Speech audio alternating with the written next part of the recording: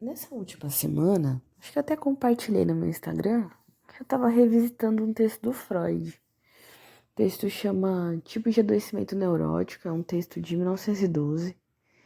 E isso é muito comum, né? No meio psicanalítico, a gente fala muito disso, desse retorno, né, aos textos do Freud, desse revisitar os textos que ele produziu, até mesmo para questionar a teoria, para pensar em outras teorias, né, porque dentro da psicanálise também existem outros teóricos. Então, além da definição da abordagem, você também escolhe uma linha teórica para trabalhar, né? E é sempre importante voltar às bases, né? E, e questionar, ler de novo, ter um novo entendimento, enfim. Os grupos de estudo geralmente propõem exatamente isso. E aí eu estou num grupo de estudos já faz algum tempo e estamos revisitando esse texto de 1912, chamado Tipos de Adoecimento Neurótico. Eu já tinha lido esse texto na faculdade, só que é aquilo, né? Na faculdade, mesmo que você goste muito da matéria, você acaba estudando, não só porque você gosta, mas porque você tem uma obrigação de fazer uma prova, ou fazer um trabalho, enfim. E a sua mente acaba apagando, né? Aquilo depois sua memória apaga. E aí, ler esse texto de novo pra mim, assim, trouxe ao mesmo tempo raiva e ao mesmo tempo algumas percepções novas, né? Raiva por quê? Né? Não é um texto tão longo, mas é um texto bem. Não sei se eu usaria a palavra complexo, eu acho que confuso. Confuso. Porque nesse texto, o Freud, qual que é o objetivo do Freud? Estabelecer ali alguns parâmetros de adoecimento. Naquele momento, em 1912, ele acreditava que existia a pessoa saudável e existia a pessoa doente. E essa pessoa doente ele chamava de neurótico. Vem daí as psiconeuroses, né? Que vem é a doença ligada à neurose. E aí, nesse momento, aí nessa época, ele estava pensando, conjecturando quais eram os motivos que levavam as pessoas a adoecer. E aí ele estabelece nesse texto, ele traz algumas possibilidades e tal, e ele se atém a falar de 4 tipos de adoecimento neurótico. Ele define isso, são 4 tipos. Ele coloca isso no texto. Só que aí, por que eu falei para vocês que me veio uma raiva? Porque eu tava lendo e eu falei, meu Deus, eu não fui alfabetizada. Eu não tô entendendo nada que este cara está falando. E aí eu falei, vou continuar. Eu vou ver até onde vai isso aqui. E se eu chegar no final e não entender nada, já aconteceu, tá? Acontece muito, acontece muito. Quando você estuda psicanálise, acontece com muita frequência, inclusive. Você chegar no final do texto e falar, acho que eu vou ler de novo. Acho que eu vou ler de novo daqui uma semana, pra ver se alguma coisa mudou. E é impressionante que sempre muda, mas não era isso que eu ia falar. Fui lendo os 4 tipos e eu pensando, tudo muito confuso, tudo muito a mesma coisa, o senhor está indo e está voltando, eu não estou acompanhando nem a ida nem a volta. E aí, aí que vem o grande X da questão, né? No final do texto, ele me arrebata da seguinte maneira. Uma das frases que ele usa, né, na hora de concluir o texto é: este texto não tem, ou melhor, este texto tem pouco valor teórico. Eu fiquei puta, né? Tipo assim, tá, tem pouco valor teórico, mas assim, eu preciso entender e eu não entendi nada até agora. E ele continua dizendo que daqueles 4 tipos que ele elencou lá no início, fez você acreditar, no caso eu, que existiam 4 tipos, né? Por mais que eu já soubesse que essa teoria mudou, enfim.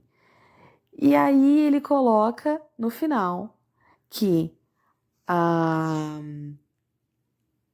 além daqueles 4 tipos, podem existir muitos outros, e daqueles movimentos ou daqueles motivos que ele elencou como sendo as principais causas de adoecimento, podem existir muitas outras. Não acaba por aí. Ele ainda fala assim, ó, das pessoas saudáveis para as pessoas neuróticas, tem pouca diferença e as duas vão ele usou a palavra, pelo menos na tradução, tava como peleja. As duas vão pelejar de qualquer maneira. Em relação à libido, tal, uma coisa mais conceitual que não vai agregar em nada agora. Eu não consigo dizer para vocês a minha reação nesse final. Que eu falei assim, não é possível que este homem escreveu tudo isso para chegar no final e me dizer que tudo que eu li é aquilo que eu li, mas pode ser outra coisa, mas tem outros motivos, mas tem outros tipos e que entre o saudável e o neurótico, quase nenhuma diferença. Cara, mas eu vou falar uma coisa para vocês, e é o motivo pelo qual essa sequência, na verdade, esse papo aqui, ele era parte de uma sequência de stories que no final eu falei, cara, isso é importante. Isso não é de se jogar fora, né? Que eram stories mais brincando e tal com a situação da minha raiva, né? No final. Só que aí eu percebi que com sabendo que a teoria mudou, tudo isso aqui que ele falou no começo, eu já sabia que tinha mudado. Então, tudo isso não faria, digamos assim, não faria muita diferença, mas esse final e essa abertura, ou mesmo esse espaço, vamos dizer assim, esse espaço que Freud deixa, e ele diz basicamente assim, é isso aqui que eu tenho para trazer para você agora, mas as coisas podem mudar futuramente. Ele fazia muito isso. Ele fazia muito isso. Na verdade, a psicanálise que a gente conhece agora, a que ele nos deixou, é uma psicanálise que nasceu completamente diferente lá atrás. Na verdade, não tinha nem nome, né? Não tinha nem esse nome. É uma psicanálise que nasce com a hipnose. É uma que foi abandonada, inclusive por ele, né? No meio do caminho, ele também abandona a hipnose e fala: isso não é psicanálise. Depois disso, depois da hipnose, vieram teorias, construções de teorias para a gente chegar na psicanálise pelo menos a freudiana, que a gente tem hoje. Eu lembro, numa dessas aulas do grupo de estudos, a minha professora, que é minha grande mentora, assim, se é que dá para usar esse nome, mas a grande responsável pela minha paixão pela psicanálise, que eu acho que é isso, né? Paixão mesmo. Ela me disse uma coisa que eu nunca esqueci, que muitas vezes a gente pensa a teoria como uma construção de uma casa, assim. Primeiro a gente faz o alicerce, depois a gente sobe as paredes, coloca as portas, coloca as janelas e finaliza isso. Finaliza esse cômodo, depois finaliza essa casa. Mas a teoria, e aqui falando da teoria pelo menos a freudiana, ela é assim, vamos colocando as coisas, os elementos, os materiais, e a gente vai vendo junto aonde as coisas se encaixam. É uma bagunça que fica organizada no final, não etapa por etapa, não uma coisa limpa, não uma coisa clara desde o início, mas uma experimentação, um risco, uma possibilidade, um espaço para se pensar. E aí, depois de tudo isso, assim, e principalmente com esse final do texto, eu fiquei pensando muito no seguinte. Freud, que ele nessa época, ou durante bastante tempo do trabalho dele, ele não era visto como uma figura relevante. Ele foi se tornando uma figura relevante até hoje ser visto como uma figura histórica, né?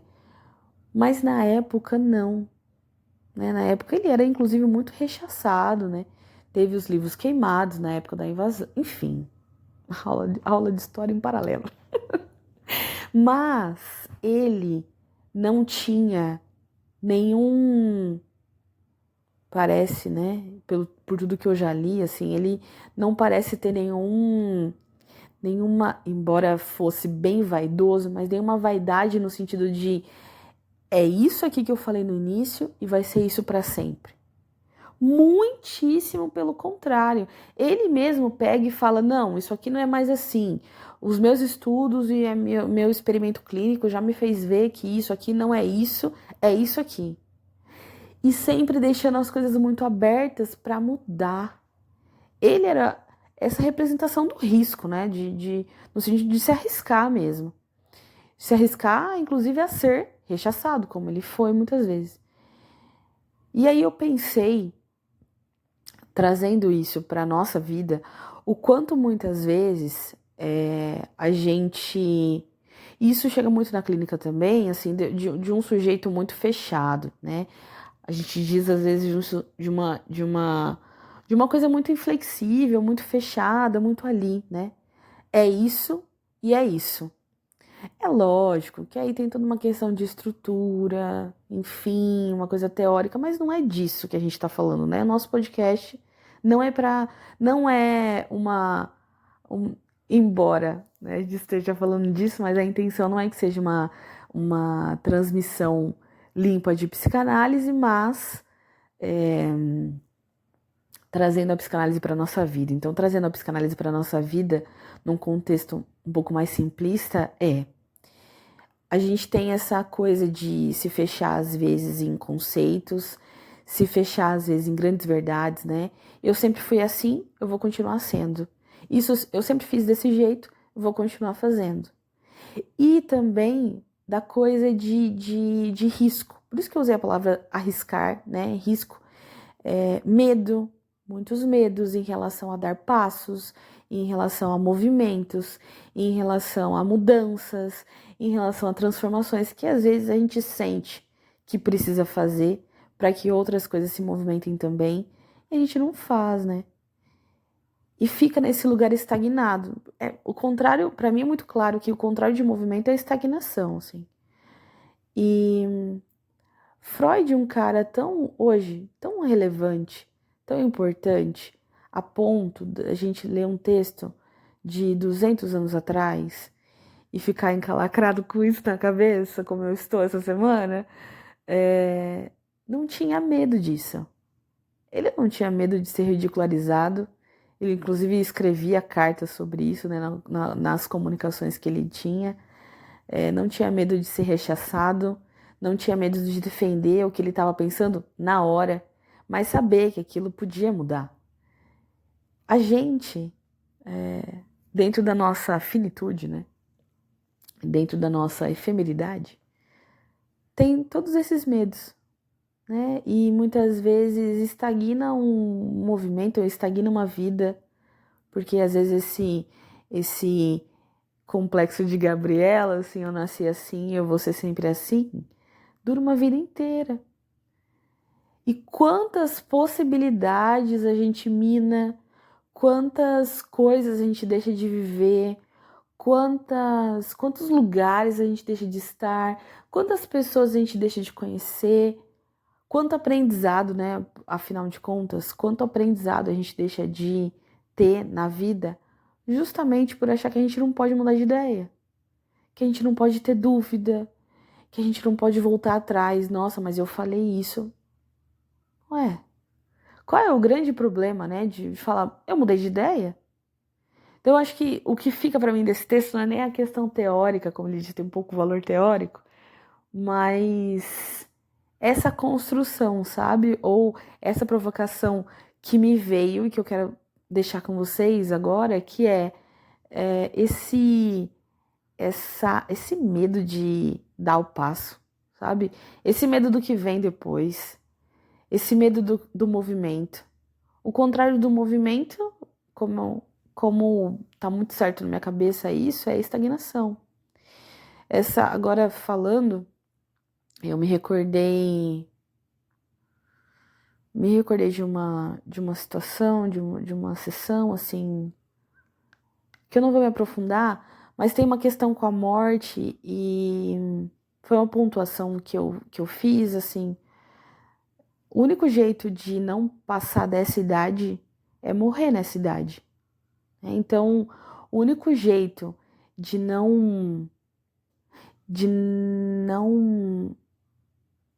sentir medo, que é isso, né? Às vezes o medo prende, né? O único jeito de não sentir medo é justamente não andar, não viver nada, não experimentar nada, não se arriscar em nada. Então, tem muito uma coisa de o quanto se está disposto, né, a investir nesse medo para ultrapassá-lo. E o quanto, porque eu penso que tudo tem um preço, né? Tudo tem uma consequência. Então, tem um preço também estar estagnado, né? Por mais que assim, invariavelmente se evite ou se pense evitar o medo ou a ansiedade ou qualquer nome a angústia, né? Um nome que coloque aí, mas estar estagnado e segurar o passo que a gente sente que precisa dar também não é fácil. Também te custa alguma coisa.